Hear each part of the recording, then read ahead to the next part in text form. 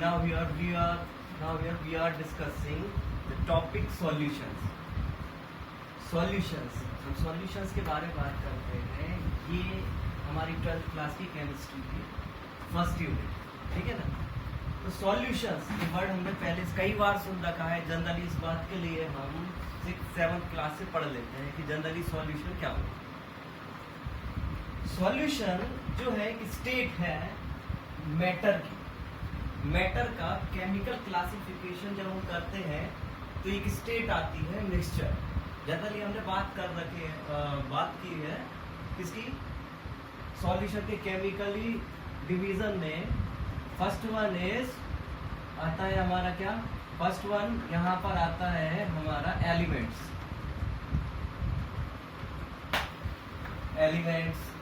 फिर हमने देखा है क्या, compounds, and last one is mixture. बस हम पहुंच गए सॉल्यूशन के पास. मिक्सचर के बारे में बात करते हैं तो मिक्सचर क्या होता है. मिक्सचर एक ऐसा कॉम्पोजिशन होता है जिसमें बात की जाती है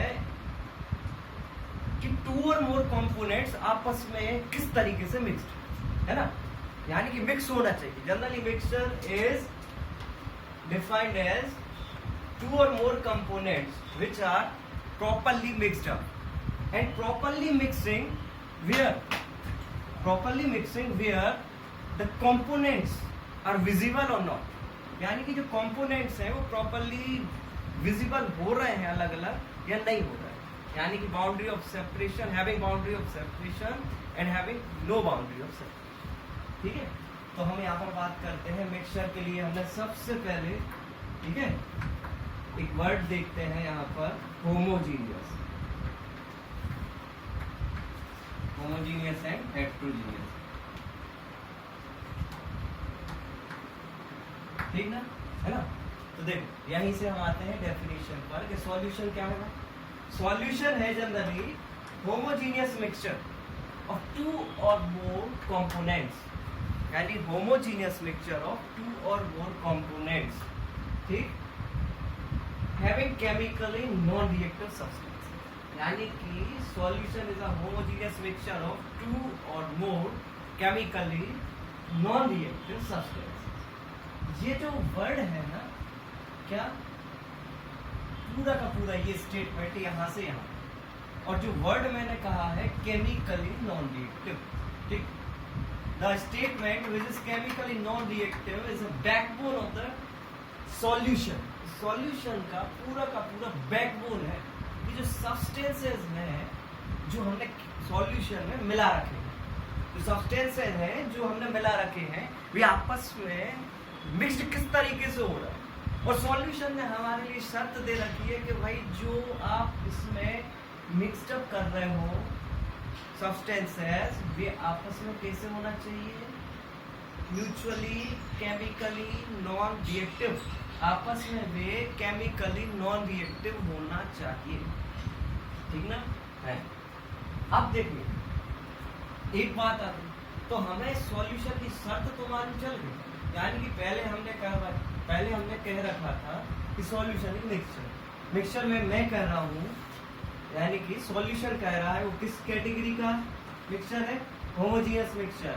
ठीक है, तो जनरली हम क्या याद रखेंगे, जब भी सॉल्यूशन वर्ड आए तो दिमाग में एक चीज घंटी बज जाना चाहिए, घंटी बज जाना चाहिए दिमाग में. वो क्या कि भाई होमोजीनियस मिक्सचर. सॉल्यूशन मतलब होमोजीनियस मिक्सचर, सॉल्यूशन मतलब होमोजीनियस मिक्सचर. ठीक, और ये शर्त फौरन उभर के आ जाना चाहिए, है ना. क्लियर है ना. The condition which is come up with the word homogeneous word के साथ और सॉल्यूशन के साथ, होमोजीनियस वर्ड के साथ ये शर्त आ जाना चाहिए क्या, केमिकली नॉन रिएक्टिव सब्सटेंसेस. ठीक, अब केमिकली नॉन रिएक्टिव का मतलब क्या है, तो मैंने यहाँ पर इस वर्ड को भी मेंशन किया है ना, कि केमिकली नॉन रिएक्टिव, है ना, सब्सटेंसेस. वो क्या कह रहे हैं केमिकली नॉन रिएक्टिव, किसे कहेंगे केमिकली नॉन रिएक्टिव, यानी कि ईच कंपोनेंट, है ना, each component will lose their natural identity. ठीक है, समझ रहे हो ना, यानी कि will not lose their natural identity, वो अपनी नेचुरल आइडेंटिटी लूज ना करे, वो अपनी नेचुरल आइडेंटिटी लूज ना करे। हाँ, स्टेट लूज कर सकता है, नॉट स्टेट, समझ रहे हो, है ना, क्लियर है, सॉरी, यानी कि स्टेट तो लूज कर सकता है, ठीक है, will not lose their natural identity lose नहीं करेगा, है ना, एक्सेप्ट स्टेट लूज कर सकते हैं। जैसे शक्कर, एक मिनट में बता रहा हूँ ना, मेंशन कर रहा हूँ इस बात को, ध्यान देना कि शक्कर है, शक्कर को पानी में आप डिसॉल्व करोगे, शक्कर घुलेगी, यानी शक्कर की पहले स्टेट क्या थी भाई, शक्कर की स्टेट भी सॉलिड, या मिश्री ले सकते हो, शुगर कैंडी ले सकते हो, कुछ भी चीज ले लो आप, सॉल्ट ले लो, सॉल्ट जनरली पाउडर स्टेट में आता है ना, क्रिस्टल फॉर्म में भी होता है सॉल्ट, है ना, तो आप जैसे सॉल्ट के लिए घोल रहे हो, है ना, डिसॉल्व कर रहे हो वाटर में, तो वो स्टेट तो लूज कर देगा, बस आइडेंटिटी लूज नहीं करेगा। मतलब कहने का मतलब ये है कि जैसे ही आप वाटर में शुगर के लिए या सॉल्ट के लिए डिसॉल्व करते हो, तो अगर आप शुगर के लिए डिसॉल्व कर रहे हैं तो जो वाटर है वो मीठा हो जाएगा, है ना, स्वीटनेस आ जाएगी, और यदि आप सॉल्ट के लिए डिसॉल्व कर रहे हो तो कैसा हो जाएगा, सॉल्टी हो जाएगा। तो स्टेट, एक्सेप्ट स्टेट, यानी स्टेट तो आपकी क्या है, स्टेट चेंज हो जाएगी, बट लेकिन जो यहाँ का आइडेंटिटी है, नेचुरल आइडेंटिटी, वो जो की त्यों रहेगी। इसलिए कहा गया है कि केमिकली नॉन रिएक्टर, यानी कि आइडेंटिटी लूज ना करे, बट स्टेट लूज कर सकता है, ठीक है, और होती है, स्टेट लूज होती है, से बनती बात, ठीक है ना। तो सॉल्यूशन क्या कहलाएगा, सॉल्यूशन कहलाएगा it is a homogeneous mixture of 2 or more chemically non-reactive substances where each component will not lose their natural identity except state. State जो रहेगी वो लूज हो जाएगी, ठीक है ना, स्टेट जो रहेगी वो लूज हो सकती है, मे बी कंडीशन, ठीक है। तो ये हमने सॉल्यूशन की स्टेट्स के बारे में यहाँ पर देखा, ठीक। अब बात करते हैं यहाँ पर होमोजीनियस हेट्रोजीनियस, तो बस इसमें थोड़ी सी आपको इस बात को ध्यान रखना है, केवल एक स्टेट पर, ठीक है, याद रखना है कि होमोजीनियस मतलब यूनिफॉर्मली कॉम्पोजिशन, या यूनिफॉर्मली कॉम्पोजिशन, यूनिफॉर्मली कॉम्पोजिशन का मतलब क्या हुआ, यूनिफॉर्मली कॉम्पोजिशन का मतलब है having no boundary of separation, क्या, having no boundary of separation, no boundary of separation,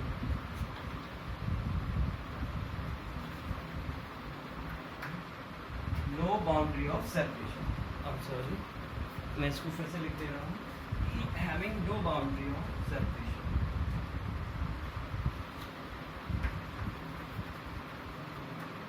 no boundary of separation, ठीक ना। और हेट्रोजीनियस के लिए बस इस पर नोट लगा दीजिए, है ना, यानी कि मतलब यहाँ पर क्या होगा, having no boundary of separation, और हेट्रोजीनियस क्या कहता है, having sufficient boundary of separation, having sufficient boundary of separation,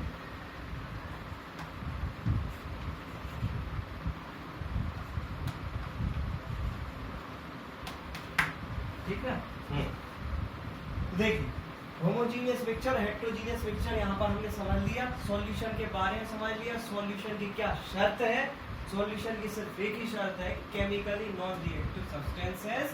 chemically non reactive substances का मतलब है जहाँ पर कोई भी कंपोनेंट्स हो वो म्यूचुअली रिएक्ट ना, अपनी आइडेंटिटी को बरकरार रखे, और जो स्टेट है वो चेंज हो जाती है, जनरली हो ही जाती है ना, स्टेट चेंज हो जाएगी।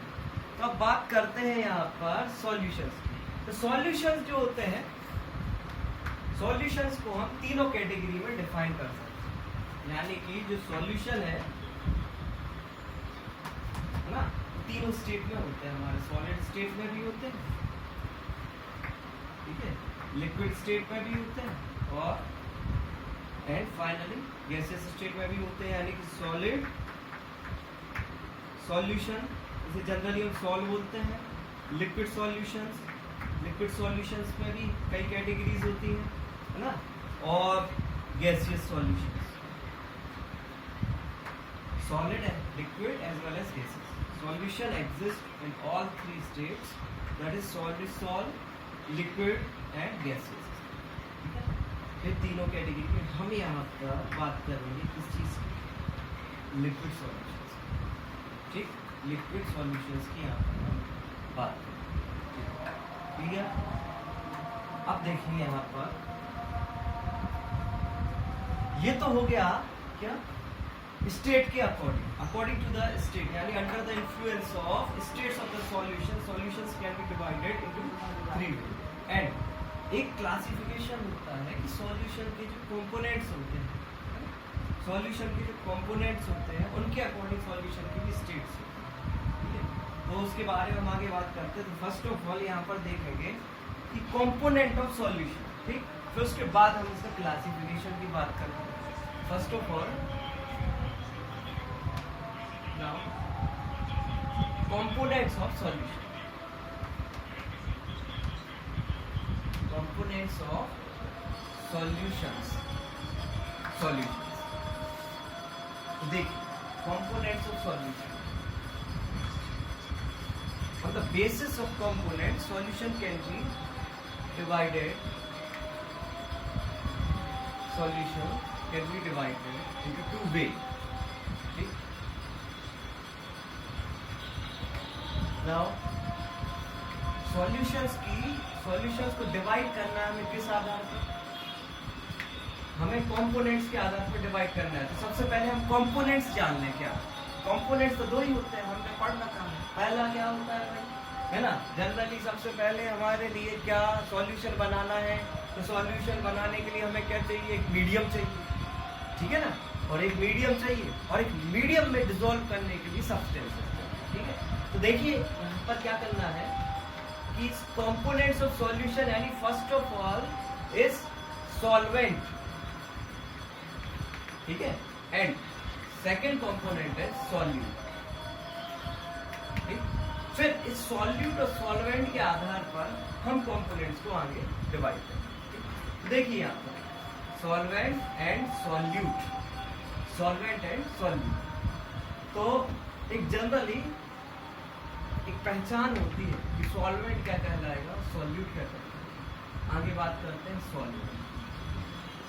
सॉल्वेंट के साथ एक सिंपल सी यही शर्त है कि प्रेजेंट, जनरली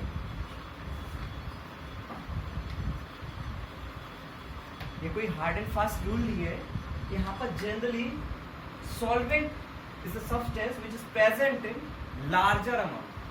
सॉल्वेंट जो रहेगा वो लार्जर अमाउंट में रहेगा। ये कोई हार्ड एंड फास्ट रूल नहीं है, पर most of the cases generally हम ऐसा मानते हैं कि सॉल्वेंट वही कहलाएगा जो ज्यादा से ज्यादा मौजूद है। जैसे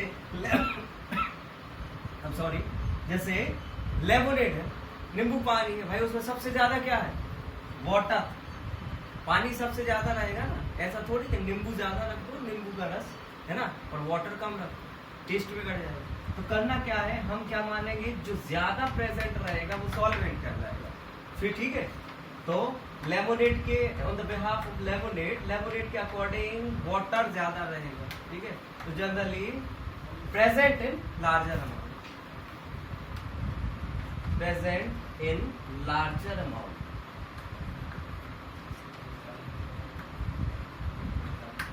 लार्जर अमाउंट, ठीक है। फिर सॉल्यूट के क्या है, just converse, present in smaller amount, present in smaller amount। so नीचे लिख दे रहा हूँ अमाउंट, ठीक है, स्मॉलर अमाउंट। तो ये हमारी फर्स्ट पहचान कह सकते हैं। इट्स नॉट अ रूल नहीं, दोनों 50-50 का केस भी हो सकता है, कम ज्यादा का केस भी हो सकता है, स्टेट का भी केस हो सकता है, ठीक है। तो आगे हम इसी चीज को बात करते हैं, है ना। तो आप चाहे सबसे पहले क्या करना है, इसका स्क्रीनशॉट ले लीजिए, ठीक है ना। तो फिर इसके बारे में बात करते हैं।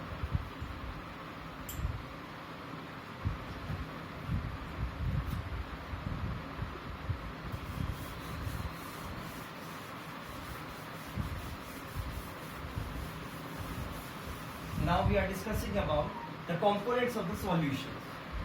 तो फर्स्ट आइडेंटिफिकेशन हमने देखी कि सॉल्वेंट और सॉल्यूट यानी प्रेजेंस के अकॉर्डिंग सब्सटेंसेस जो है, सब्सटेंसेस किस रेशियो में प्रेजेंस है, उस रेशियो के अकॉर्डिंग यानी जनरली बात करते हैं उससे प्रेजेंस के अकॉर्डिंग ज्यादा है कि कम है। जो ज्यादा हो वो सॉल्वेंट और जो कम हो वो सॉल्यूट।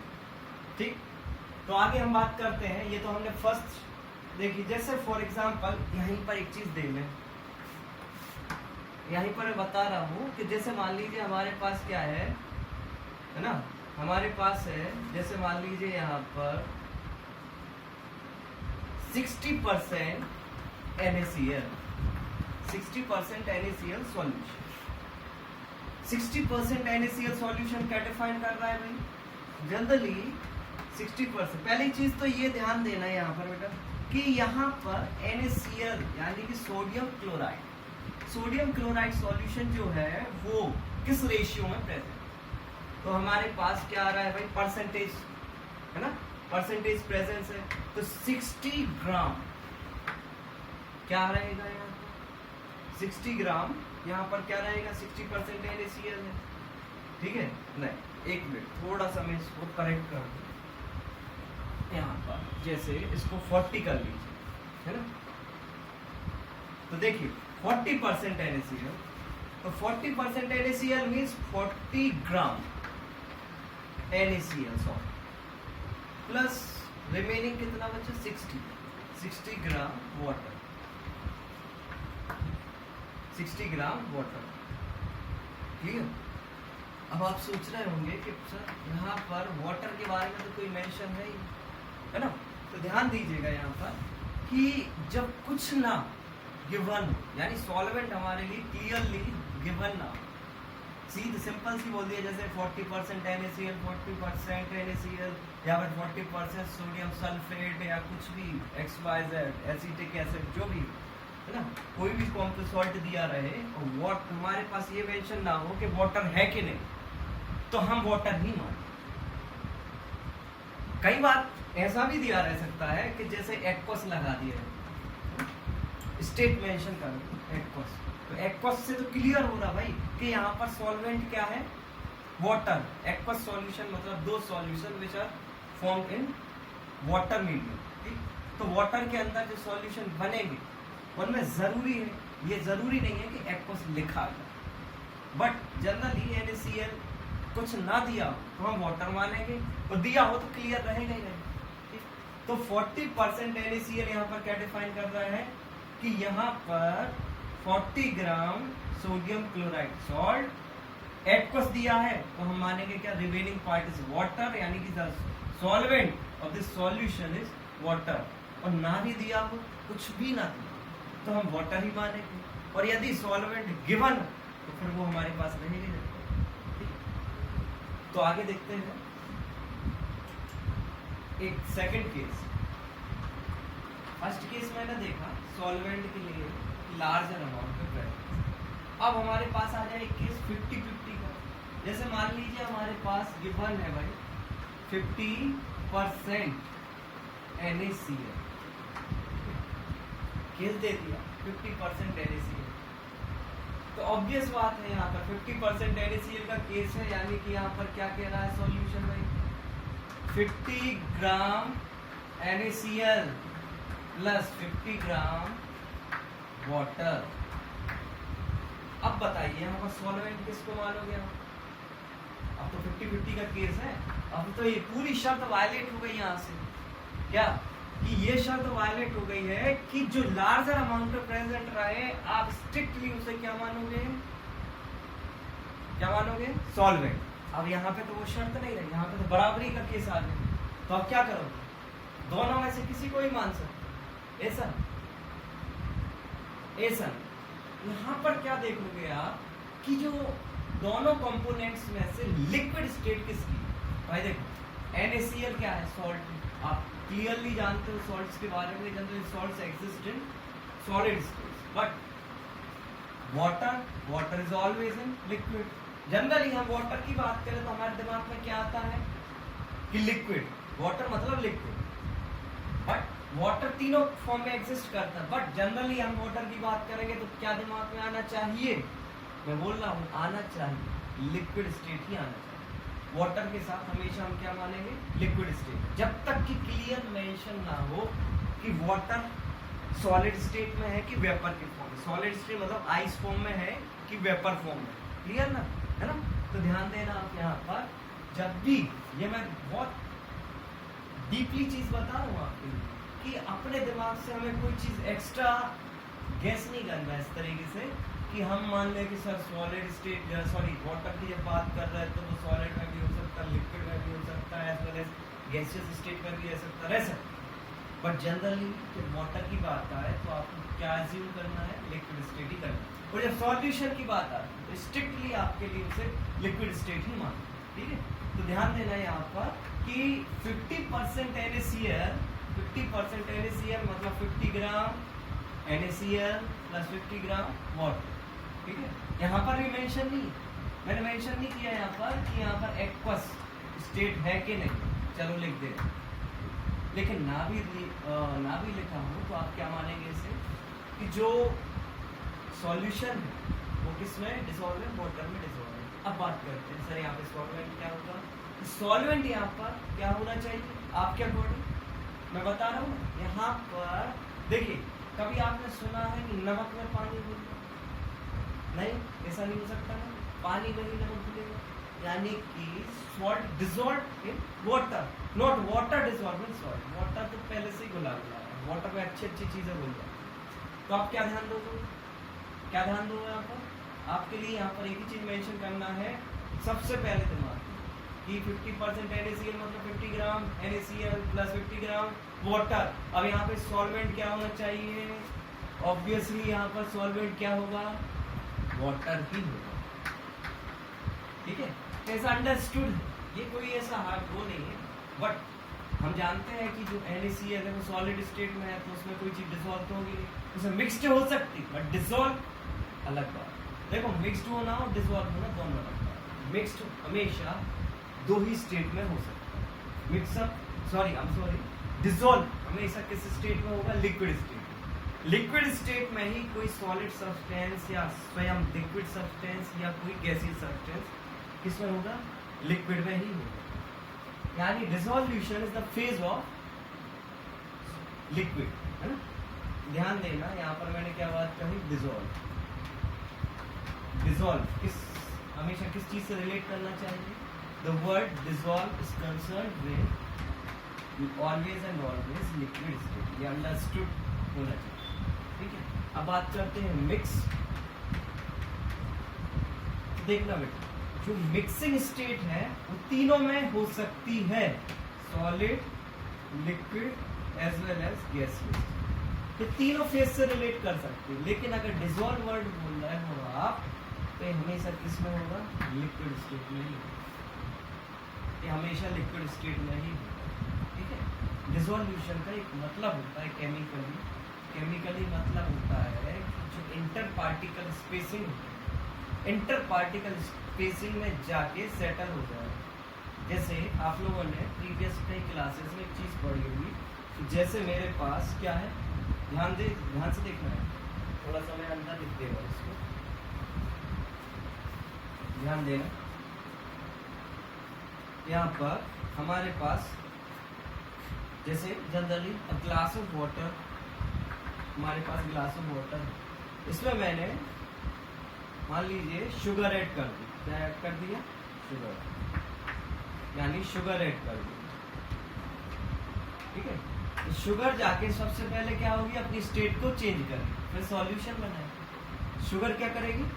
जैसे ही हमने इसको शुगर को इसमें ऐड किया और प्रॉपर स्टायरिंग प्रोवाइड कर दिया, यानी घोलते, तो जैसे ही आप घोलते हो, क्लियर है? चलो अब ग्लास ऑफ वाटर बोला तो पूरा भर दे रहा हूँ, शुगर पार्टिकल्स जाके जो इंटर पार्टिकल स्पेसिंग है किस चीज की, वाटर की, उस वाटर की इंटर पार्टिकल स्पेसिंग में जाके सेटल आउट हो जाए। हमने क्या ऑब्जर्व किया, सबसे पहले तो जनरली हमने क्या देखा भाई कि शुगर जाके इसमें घुल गए। आप जनरली कहोगे सर शुगर जो है और गिलास ऑफ वाटर में घुल गए, ठीक है ना, डिसॉल्व हो गए।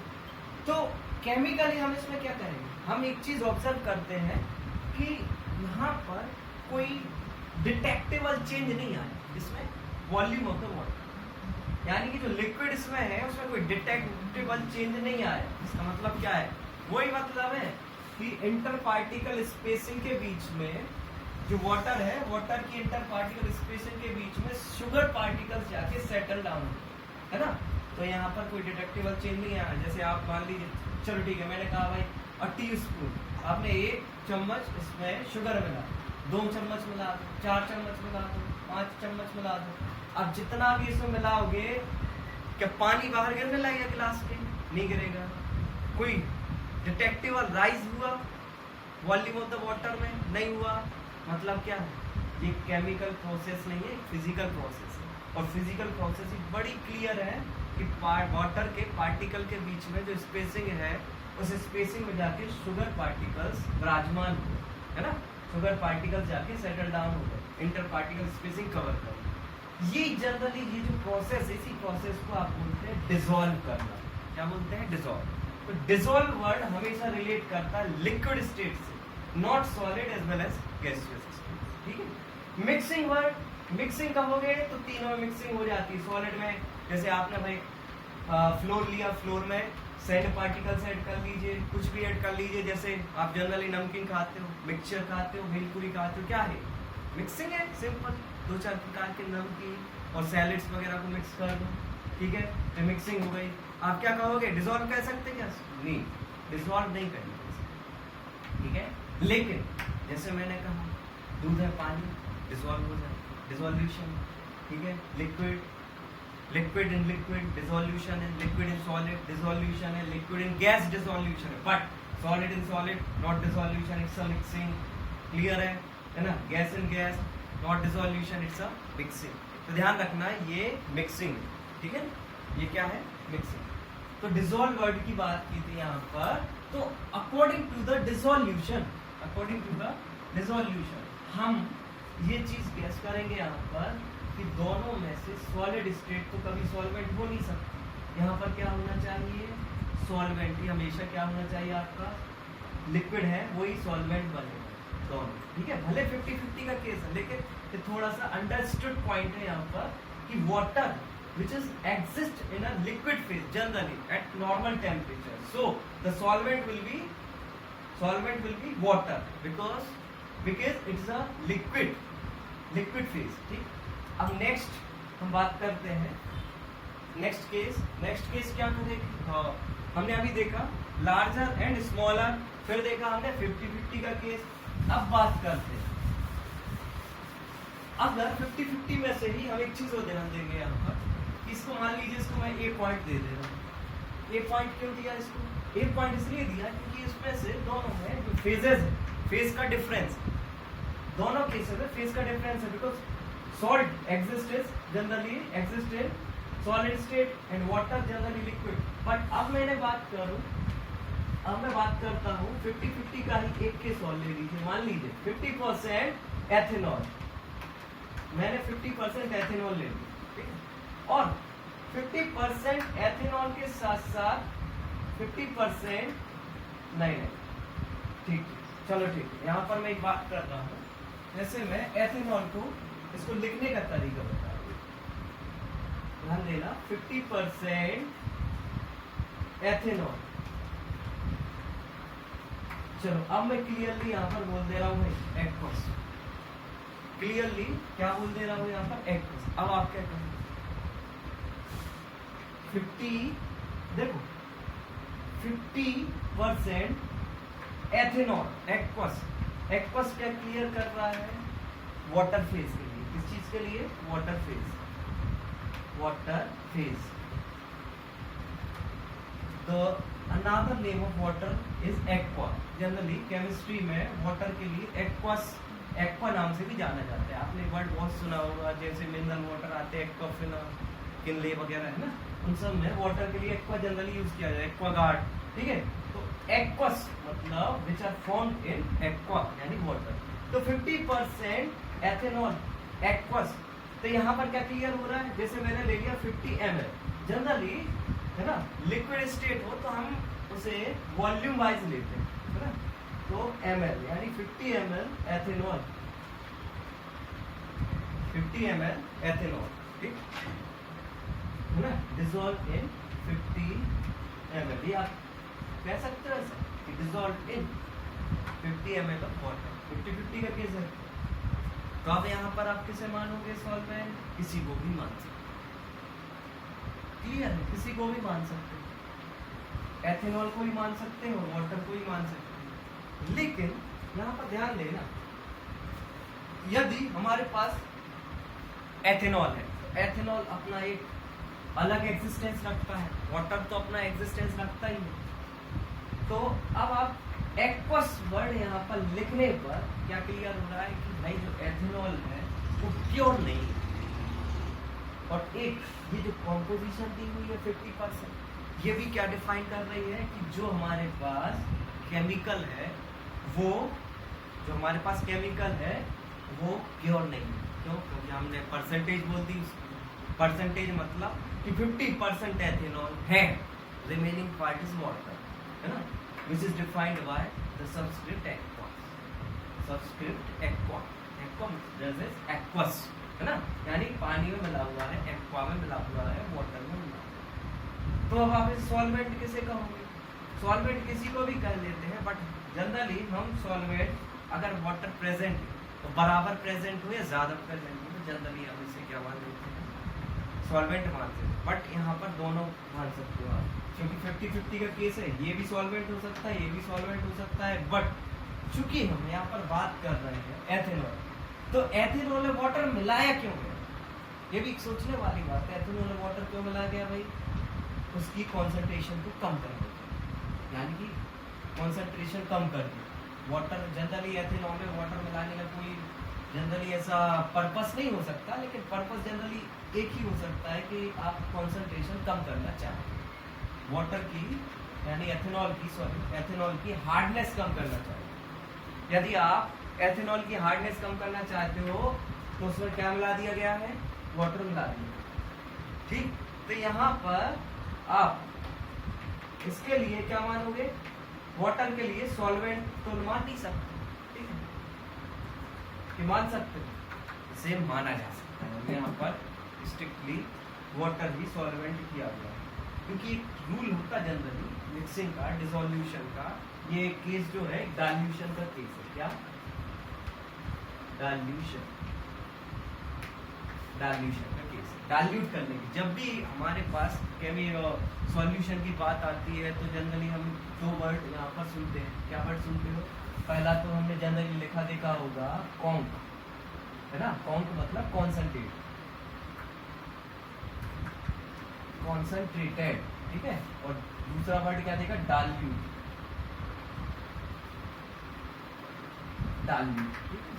तो कॉन्सेंट्रेशन को कम करने के लिए, यानी वाटर को 50-50 बना दिया गया, कॉन्सेंट्रेशन कम कर दिया, डाइल्यूट कर दिया। तो डाइल्यूशन के अकॉर्डिंग हम क्या मानते हैं? हमेशा ऑलवेज जिस चीज को डाइल्यूट करना है, add in water, not water और another substance, add in particular. तो आप क्या कहोगे यहाँ पर? जनरली डाइल्यूशन 95% नहीं 99% डाइल्यूशन जो होता है हम वाटर के थ्रू भी करते हैं। तो एक डाइल्यूशन का केस है यहाँ, देखो समझने वाली बात है। डाइल्यूशन का केस है, जब भी आपके सामने 50-50 का केस हो, वाटर प्रेजेंट हो, तो आप समझ जाना कि भाई डाइल्यूट किया गया है। और always in case of dilution add particular substance जिसको डाइल्यूट करना है इन वाटर, ठीक है। जैसे एसिड बेस के टाइट्रेशन में या एसिड बेस के डाइल्यूशन कॉन्सेंट्रेशन में आपने देखा होगा कि हमें जब भी किसी एसिड को डाइल्यूट करना है तो always acid add water, not water add in acid, ठीक है। Because dilution is a highly exothermic reaction. Dilution क्या होता है?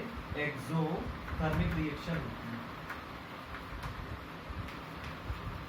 है ना, always is a exothermic reaction. Exothermic reaction होती है तो, है ना, for sake of convenience and for sake of precaution को ध्यान में रखते हुए हमेशा हम क्या करते हैं, वाटर में पर्टिकुलर सब्सटेंस ऐड करते हैं। तो यहाँ पर सॉल्वेंट क्या रहेगा, वाटर। इस कारण से मान लो, बाकी मान दोनों को सकते हो आप, है ना, लेकिन वाटर को माना गया, ठीक है, मान लिया जाए। तो एक चीज, एक कंक्लूजन यहाँ से निकल के आ रहा है कि जब भी अगर वाटर प्रेजेंट लार्जर अमाउंट में तो ऑलवेज वाटर क्या रहेगा, सॉल्वेंट रहेगा। क्या रहेगा, सॉल्वेंट रहेगा। अगर 50-50 का केस हो और एक सब्सटेंस सॉलिड हो और एक सब्सटेंस वाटर हो तो हमेशा सॉल्वेंट क्या रहेगा, वाटर रहेगा। अगर 50-50 का केस हो और यदि हमारे पास वाटर प्रेजेंट है किसी दूसरे लिक्विड के साथ तो हमेशा सॉल्वेंट किसे मानोगे आप, वाटर को मानोगे, ठीक है ना, है ना। अब नेक्स्ट केस किसको जानते हैं, नेक्स्ट केस अगर कोई दूसरा सब्सटेंस आपस में मिक्स्ड हो, ठीक है, और कम ज्यादा का केस फिर से आ जाता है। हमारे पास जनरली ये तीन सॉल्यूट और सॉल्वेंट में आइडेंटिफिकेशन करने के क्या है, ये वेज है, तीन तरीके, ठीक है ना, समझ रहे हो ना।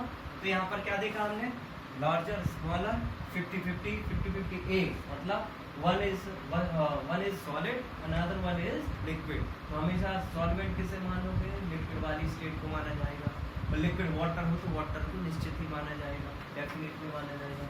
50-50 का केस हो, दोनों लिक्विड हो, one of the component is water, तो वाटर को क्या मानोगे आप, क्या मानोगे आप, वाटर को सॉल्वेंट मानोगे। तो देखिए भाई यहाँ पर पहले में लार्जर स्मॉलर, दूसरा केस क्या है भाई, दूसरा केस है लिक्विड, और तीसरे का कोड क्या है, डाइल्यूशन, ठीक है।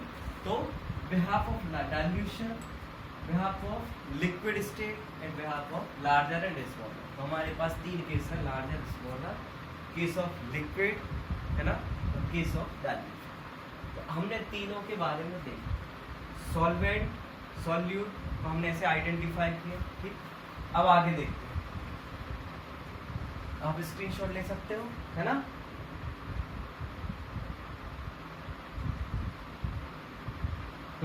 अब आगे बात करते हैं,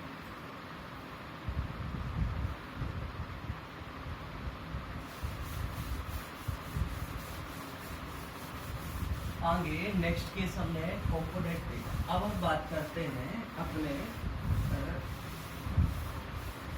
types of solution, types of solution. Next the classification, types हम समझेंगे, क्लासिफिकेशन क्या होता है, classification of solution.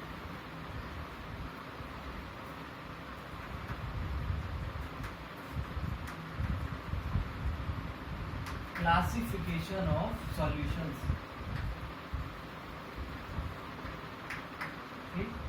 Classification of solution. तो यहाँ पर क्लासिफिकेशन हमारे पास है, सबसे पहले हम क्लासिफिकेशन देखते हैं यहाँ पर बिहाफ ऑफ पार्टिकल साइज के हिसाब से बात, ठीक। तो यहाँ पर मैं सबसे पहले बात करूंगा, एक वर्ड याद रखना ध्यान से, एक वर्ड सुना भी होगा आपने, TCS। क्या, TCS एक कंपनी है, सॉफ्टवेयर, है ना, टाटा कंसल्टेंसी सर्विस। बट यहाँ पर ये याद नहीं रखना, यहाँ पर T फॉर, एक बहुत अच्छा वर्ड सुना होगा, ट्रू, क्लियर, है ना। C फॉर कैट, नहीं, यहाँ पर कैट नहीं, यहाँ पर क्या ध्यान रखना है, C फॉर कोलॉइडल, है ना, true solution, colloidal solution, colloidal solution, and S for suspension, क्या, सस्पेंशन, ठीक है।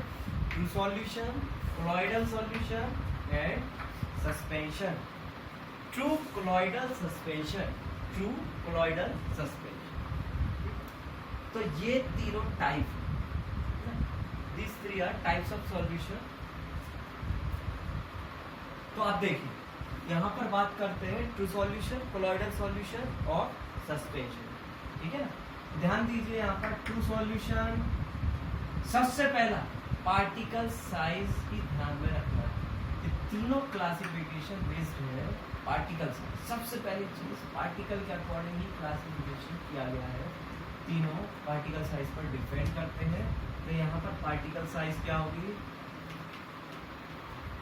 पार्टिकल साइज है ना, यहाँ पर ध्यान देना है आपको, less than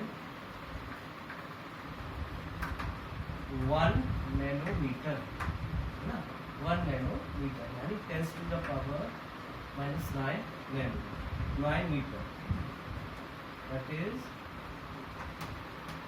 10⁻⁹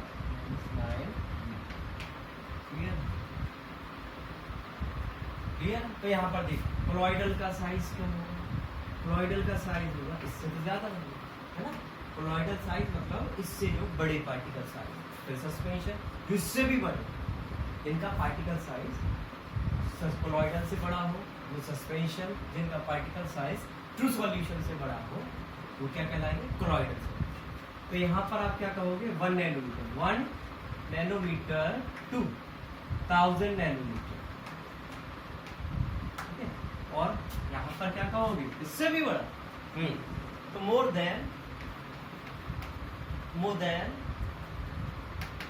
1000 nanometre, sorry it's nanometre. तो पार्टिकल साइज के अकॉर्डिंग हमने देखा, यहाँ पर पार्टिकल साइज के हिसाब से यदि पार्टिकल साइज 1 नैनोमीटर से लेस देन जा रहा है, यानी कि 1 नैनोमीटर से भी छोटा है, 10⁻⁹ मीटर से भी छोटा है, तो उसे ट्रू सॉल्यूशन में डालेंगे। और यदि कोलॉइडल पार्टिकल है तो उसका within 1 nanometre to 1000 nanometre का केस रहेगा। और यदि मोर देन 1000 नैनोमीटर हो पार्टिकल साइज, तो सस्पेंशन की कैटेगरी है। आपने सुनी होगी बात, जनरली मेडिसिन जो होती है ना, एडिबल लिक्विड मेडिसिन जो होती है, जिन्हें हम जनरली सिरप बोलते हैं ना, तो syrups are most of the syrups, सभी syrup most of the syrups are exist in suspension state, क्योंकि जो ह्यूमन टिश्यूज होते हैं ना, वो इजीली इसे एब्जॉर्ब कर लेते हैं और मेडिसिन अच्छी असर दिखाती है। For better results most of the liquid medicine that is syrups are exist in suspension state. Colloidal में भी रहता है ऐसा नहीं है ना, बट जनरली सस्पेंशन के फॉर्म में लिया जाता है। अक्सर जो हमारे स्टोमक डिसीज से रिलेटेड होती है ना, स्टोमक डिसऑर्डर की मेडिसिन होती हैं, वो सस्पेंशन स्टेट में आती है। Most of the antacids are exist in suspension state as well as colloidal state, ठीक है। इसलिए जो सिरप्स होते हैं, उन सिरप्स की बोतल पर ऑलवेज लिखा रहता है, आपने देखा हो ऑलवेज लिखा रहता है, उस पर क्या लिखा रहता है, शेक वेल बिफोर यूज। जो सिरप्स होते हैं उन पर लिखा रहता है, एडिबल ग्रेड के जितने भी सिरप्स होते हैं उन सारे सिरप्स के ऊपर लिखा रहता है shake well before use, because of larger particle size. क्या है, पार्टिकल साइज ज्यादा होता है तो उसे most of the time undisturb छोड़ दिया जाए तो पार्टिकल्स आर सेटल्ड, जो पार्टिकल्स होते हैं वो सेटल डाउन हो जाते हैं। आगे देखते हैं, तो पार्टिकल साइज के बाद फिर आता है next visibility.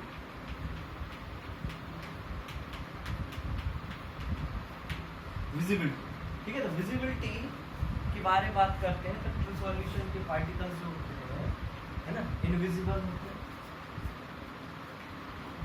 Invisible under ultra microscope, under ultra microscope. ये माइक्रोस्कोप लिखा हुआ है, माइक्रो का सिंबल बना, म्यू बना, म्यू स्टैंड्स फॉर माइक्रो, और क्लियर इसको, mu stands for microscope, invisible, even under ultra microscope, तो इनविजिबल होते हैं। कोलॉइडल साइज जो होता है वो अल्ट्रा माइक्रोस्कोप से तो देखा जा सकता है, बट हम उसे नेकेड आई से देख नहीं सकते है ना, इनविजिबल अंडर अल्ट्रा माइक्रोस्कोप, इसे तो अल्ट्रा माइक्रोस्कोप से भी नहीं देख सकते। मतलब ट्रू सॉल्यूशन के जो पार्टिकल्स हैं वो अल्ट्रा माइक्रोस्कोप से भी दिखाई नहीं देते, तो फिर विजिबिलिटी जो है नेकेड आई से तो बात ही ना करो, कोई अच्छा। कोलॉइडल पार्टिकल्स जो होते हैं वो नेकेड आई से तो नहीं देख सकते, लेकिन इवन अंडर अल्ट्रा माइक्रोस्कोप से आप विजिबल इसे देख सकते हो, है ना। तो visible under ultra microscope, visible under ultra microscope, microscope, ठीक है। माइक्रोस्कोप से आप कोलॉइडल पार्टिकल्स को देख सकते हैं, लेकिन ट्रू सॉल्यूशंस जो होते हैं उनके पार्टिकल्स को माइक्रोस्कोप, जैसे मान लीजिए मैंने बात की शुगर सॉल्ट, तो शुगर सॉल्यूशन जो है, शुगर जब आपके पास क्रिस्टल फॉर्म में रहे, जब आपके पास क्रिस्टल फॉर्म में रहे तब तो आप उसे देख सकते हो, लेकिन एक बार एक प्रॉपर डिसोल्यूशन प्रोवाइड कर दिया जाए, यानी आप उसे सॉल्यूशन बना दो, पानी में घोल दो, फिर आप शुगर पार्टिकल्स को भी नहीं देख सकते। आपका वैसा नीचे बैठ जाते कुछ पार्टिकल्स, तो वो पार्टिकल्स जो सेटल डाउन हो चुके हैं वो पार्टिकल्स इम्प्योरिटीज की कैटेगरी में आते, क्योंकि वो क्या नहीं हो पाए, डिसॉल्व नहीं होता, डिसॉल्व ना होना। शुगर इज द शुगर जो होता है वाटर सॉल्युबल सब्सटेंस, यदि नहीं हो पा रहा तो उसमें इम्प्योरिटी है ना। तो इम्प्योरिटी ऐड होने के कारण वो लेवल में जाके डिपॉजिट हो जाते हैं। But in case of sugar solution always and always exist in the category of true solution.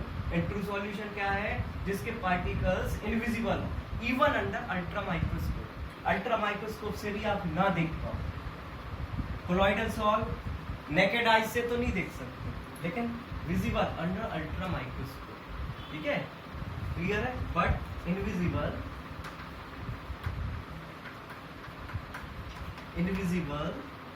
है ना, थ्रू नेकेड आइज या by the naked eyes, by the naked eyes. अब सस्पेंशन के दोनों केस हैं। यहाँ पर क्या केस करोगे आप, पहला तो visible by naked eyes as well as ultra microscope. Ultra microscope ये नॉर्मल माइक्रोस्कोप से भी दिख जाएगा, ठीक है। तो हम यहाँ पर इसके बारे में बात करते हैं कि सस्पेंशन, ठीक है, विजिबल, ठीक है ना, generally by the naked eyes, by the naked eyes, ठीक है। अब इसके लिए मैं एक लास्ट चीज बताऊंगा आपको, एग्जांपल्स, ठीक है। तो सबसे पहले मैंने बात की यहाँ पर पहला केस क्या था, पार्टिकल साइज। यदि 1 नैनोमीटर से छोटा पार्टिकल साइज है तो क्या ट्रू सॉल्यूशन का केस रहेगा।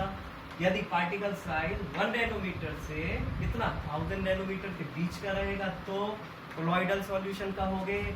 सस्पेंशन का केस यानी पार्टिकल साइज बहुत बड़ा हो जाए, हमें सॉल्यूशन के पार्टिकल्स क्लियरली विजिबल हो बाय नेकेड आइज, यानी बिना किसी चश्मे के, बिना किसी चीज के, है ना, जनरली देख सको, तो कहाँ क्या कहोगे आप, सस्पेंशन।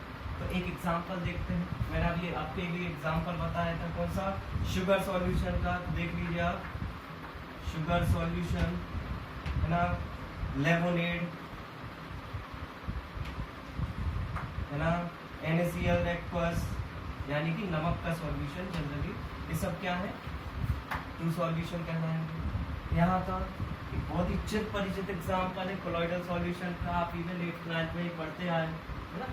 तो आप देखें यहाँ पर एग्जाम्पल क्या रहेगा, मिल्क, सबसे अच्छा मिल्क क्या है आपका, ये कोई बॉडी लोशन वगैरह, बॉडी लोशन, जनरली अच्छी क्वालिटी का ब्रांडेड बॉडी लोशन लो तो किस कैटेगरी में आएगा वो, कोलॉइडल सॉल्ट, है ना, कोलॉइडल सॉल्ट। जनरली इसके लिए सॉल्यूशन के लिए जनरली सॉल्ट बोला जाता है, ठीक है, सॉल्ट। जब भी सॉल्ट वर्ड सुनो तो समझ जाना कोलॉइडल का केस रहेगा, ठीक है।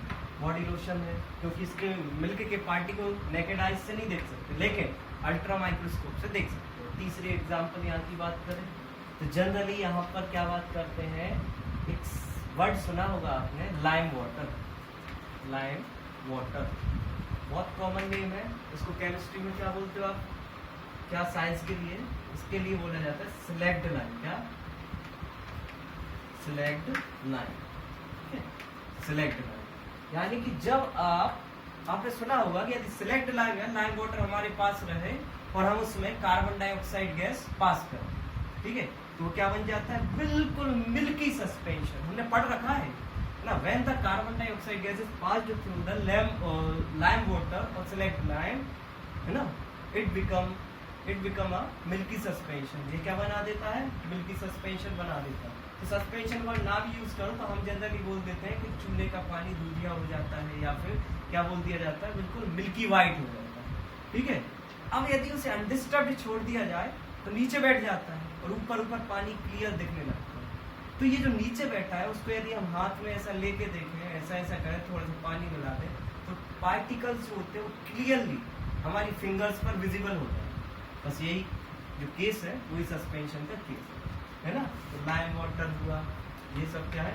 एक चीज और बहुत अच्छा, गर्मियों के दिन है, आप छाछ बहुत पीते हो, है ना. क्या कहलाता है? वे. क्या वे मतलब छाछ. इसको और आजकल एक मॉडर्न इंग्लिश में ऐसे बटर मिल्क भी बोलते हैं. क्या? Water milk. Butter milk. ठीक है. बटर मिल्क का भी केस सेम है. यदि बटर मिल्क को छोड़ दिया जाए अनडिस्टर्ब तो उसके पार्टिकल्स नीचे बैठ जाते हैं. आप देखना जब भी आप मिल्क बटर आप लेते हो बटर मिल्क, तो उसके पीछे लिखा रहता है शेक वेल बिफोर यूज, है ना. तो हम देखते हैं shake well before use because of the category is suspension. Suspension होने के कारण, क्योंकि सस्पेंशन के पार्टिकल्स नीचे सेटल डाउन होते हैं. तो ये जो वर्ड है सेटल डाउन होगा, ये भी सॉल्यूशंस की कैटेगरी है. इन तीनों कैटेगरी में से कौन सा सॉल्यूशन सेटल डाउन होगा, नहीं होगा, या होगा. ठीक. तो इस चीज को हम नेक्स्ट लेक्चर में पढ़ेंगे. क्लियर एवरीवन, है ना.